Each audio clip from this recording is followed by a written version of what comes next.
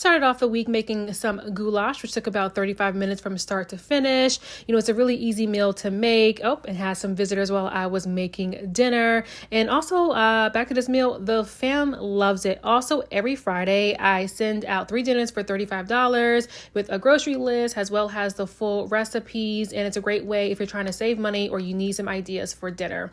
All right, so back to this goulash. This is what it's, ended up being. It was delicious. The kids loved it.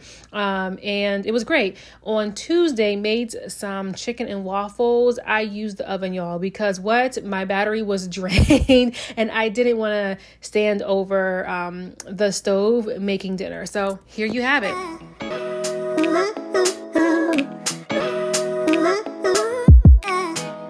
From start to finish, it took about 20 minutes total, y'all.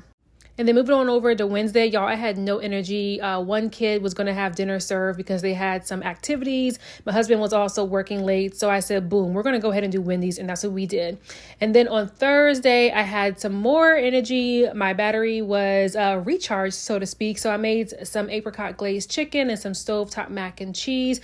I didn't want to do too much. So I just, served it with some sliced cucumbers, easy peasy. So the kids loved it. It's, stovetop mac and cheese. It's another comforting meal. It was delicious. And I didn't mind doing it because, as I said, my battery was recharged, so to speak. And this is what it ended up looking like.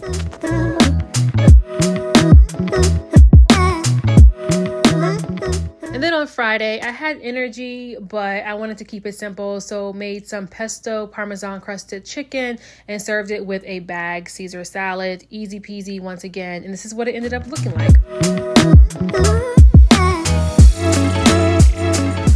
Thanks for watching and make sure you subscribe for more.